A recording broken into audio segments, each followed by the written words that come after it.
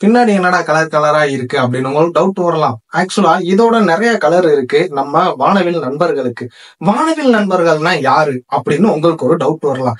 LGBTQ அப்படின்னு, அதாவது L for lesbian, B for bisexual, G for gay, T for transgender. அதாவது நம்ம முன்னொரு காலத்துல ஒரு காலேஜ்லயோ இல்ல ஒரு ஸ்கூல்லயோ ஒரு அப்ளிகேஷன் ஃபார்மோ ஏதோ ஒரு ஃபார்ம் ஃபில் பண்ணும்போது ஜெண்டர் அப்படின்ற ஒரு ஸ்பேஸ் இருக்கும். அந்த ஜெண்டர்ல நம்ம அதிகமா என்ன ஃபில் பண்ணுவோம் அப்படின்னா மேல், ஃபீமேல் இல்ல டிரான்ஸ்ஜெண்டர் அப்படின்னு இப்ப ஒண்ணு புதுசா ஒண்ணு ஆட் பண்ணிருக்காங்க.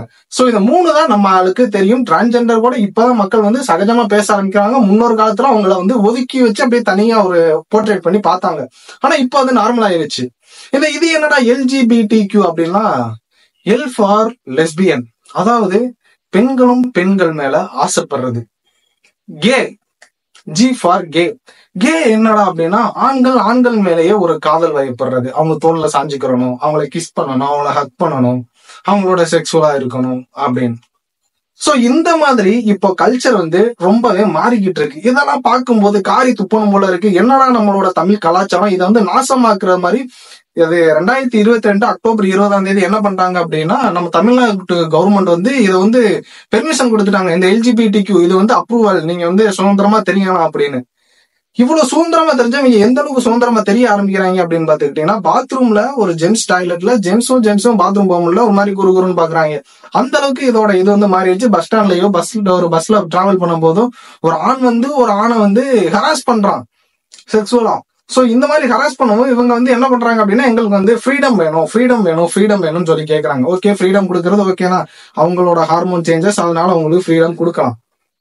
ஆனா இந்த மாதிரி ஹராஸ் பண்றது மிகப்பெரிய தப்பு. சரி, ஓகே, இதெல்லாம் ஒரு சைடு இருக்கட்டும். இதை லாஸ்டா பார்ப்போம். அதாவது இவங்க பண்ற ஒரு விஷயம் இயற்கைக்கு எதிரானதா அப்படின்னு நம்மளுக்கு ஒரு டவுட் வரலாம். அதாவது எல்லாமே இந்த LGBTQ வீடியோ, அவங்க பிரைட் வந்து பிரைட் ஷோ நடத்துற வீடியோ, அதெல்லாம் வீடியோ கீழே கமெண்ட் பண்ண பார்த்தா கேவலமா திட்டுறாங்க. ஆஸ்பத்திரிக்கு போங்கடா ஆண்மை இல்லையா அப்படின்னு சொல்லி கமெண்ட் பண்றாங்க. அது மட்டும் இல்லாம தமிழ் கல்ச்சர் வந்து அசிங்கப்படுத்துறாங்க, கொச்சைப்படுத்துறாங்க. இந்த மாதிரி ஒரு இதே இல்ல, இவங்க எல்லாம் வேணும்னே கிரியேட் பண்றாங்க அப்படின்ற மாதிரி நிறைய பேர் சொல்றாங்க. இது வந்து இயற்கைக்கு எதிரானது. இவங்க இந்த மாதிரி இருக்கிறதுனால அடுத்த ஜெனரேஷனே உருவாகிறதுக்கான வாய்ப்பு இல்லை. ஒரு ஆணு இருந்தா அவங்க எப்படி கருவுற முடியும், கருவுற முடியலன்னா எப்படி நம்மளோட மனித சமுதாயத்தை காப்பாற்ற முடியும், இந்த மாதிரிலாம் கமெண்ட் பண்ண ஆரம்பிச்சிட்டாங்க. ஓகே, இது இயற்கைக்கு எதிரானதா அப்படின்றத பார்க்க போறோம். ஃபர்ஸ்ட் இவங்களோட கேரக்டர் எப்படி இந்த மாதிரி பில்ட் ஆகுது அப்படின்றத நம்ம இப்ப பார்க்கலாம். அதாவது மனிதர்கள் உருவாகும் போது எல்லாருமே கருவுல உருவாகும் போது ஆண், அதாவது உருவான உடனே ஆண், இவங்க பெண் அப்படின்னு உருவாங்களா, கரு உருவாங்களா அப்படின்னு கேட்டீங்கன்னா கிடையவே கிடையாது. முதல் 6 வாரம் எல்லாருமே பெண்ணாதான் கரு, இன்க்ளூடிங் நான் ஒரு பையன், நானே அந்த கருவுல உருவாகும் போது முதல் 6 வாரம் வந்து எந்த மாதிரி இருந்திருப்பேன் அப்படின்னு கேட்டீங்கன்னா பெண்ணாதான் இருந்திருப்பேன்.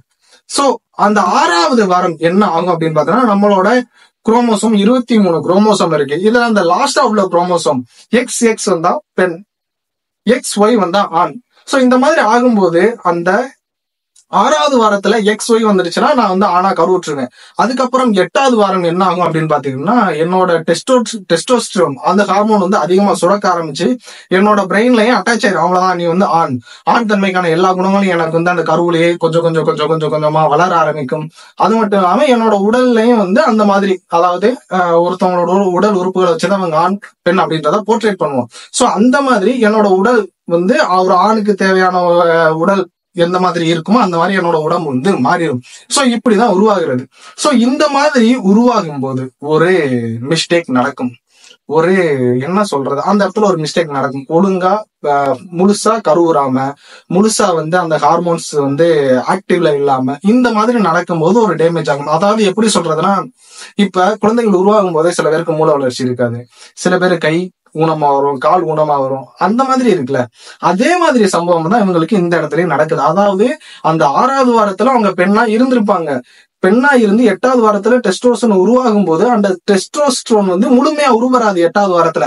சோ உருவராததுனால இவங்களோட உடம்பு மட்டும் என்ன இருக்கும் அப்படின்னு பாத்தீங்கன்னா ஆணா இருக்கும். ஆனா இவங்க மனதளவுல வந்து எந்த மாதிரி இருப்பாங்க, முழுசா டெஸ்டோஸ்டரோன் உருவாகாததுனால மனதளவுல பெண்ணா இருப்பாங்க. அவங்கதான் எந்த மாதிரி வருவாங்க அப்படின்னு பாத்தீங்கன்னா, பிறந்து வெளியே வரும்போது உடல் அளவுல பார்க்க ஆணாவே இருப்பாங்க. ஆனா அவங்களோட கேரக்டர் வந்து, அதாவது இந்த காஞ்சனா படம் பாத்திருக்கீங்களா, எனக்கு வந்து சேலை கட்டிக்கிற பிடிக்கும், எனக்கு வந்து குங்குமம் வச்சுக்கிற பிடிக்கும், எனக்கு வந்து முடி வந்து நீளமா வளர்த்துக்கிற பிடிக்கும், இந்த மாதிரி மாறுறது. சோ இந்த மாதிரி LGBTQ இந்த மாதிரி நிறைய கேரக்டர் இருக்கு. அதாவது அந்த மாதிரி அதாவது என்ன சொன்னேன் அப்படின்னா, இது வந்து ஒரு ஆண் மாதிரி இருப்பாங்க, ஆனா பெண்ணோட கேரக்டரும் இதே மாதிரி பெண்ணா இருப்பாங்க. ஆனா அவங்களுக்கு ஆண்கள் பண்ணக்கூடிய என்னென்ன விஷயங்கள் ஒரு ஃபீலிங்ஸ் வருதோ அந்த மாதிரி அவங்களுக்கு தோணும். சோ இந்த மாதிரி உருவான குரூப்ல கிட்டத்தட்ட நம்ம மேல் கேள்விப்பட்டிருப்போம், ஃபீமேல், டிரான்ஸ்ஜெண்டர் கேள்விப்பட்டிருக்கோம்ல.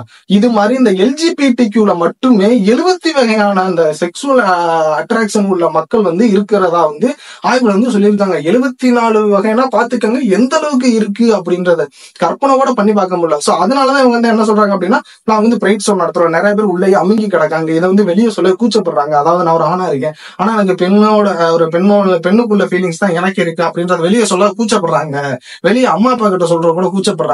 அதனால நாங்க இந்த மாதிரி ஒரு பெரிய பிரைட் ஷோ நடத்துறோம், இதுக்கு நம்ம தமிழ்நாடு கவர்மெண்ட் அப்ரூவல் கொடுத்துட்டாங்க. சோ அதனால எல்லாரும் வந்து கலந்துக்கங்க.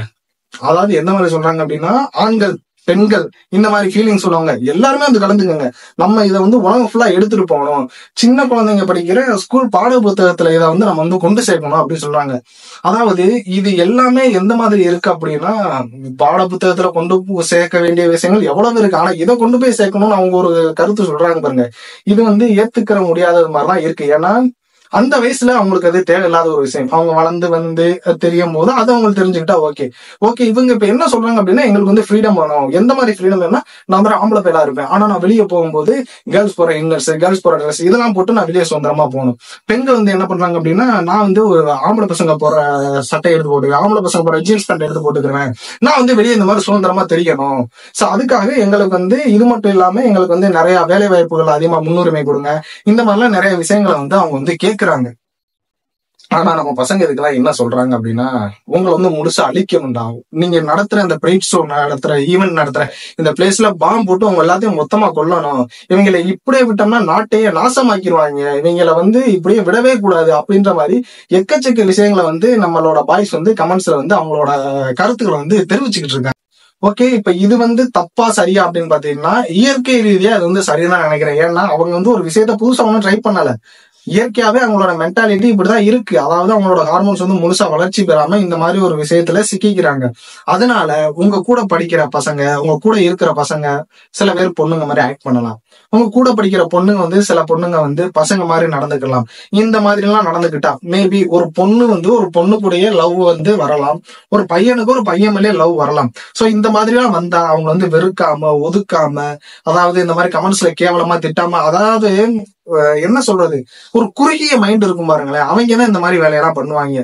அவங்களோட சுதந்திரத்தை அவங்க கேட்கறாங்க. அதுக்கு இப்ப நீங்க வந்து கமெண்ட் பண்ணலாம், ஏன்னா சுதந்திரம் சொல்லிட்டு அங்க பப்ளிக் பிளேஸ்ல இந்த மாதிரி எல்லாம் பண்றானே, அப்ப இதெல்லாம் எந்த விதத்துல போய் நியாயம் அப்படின்னு கேட்கலாம்.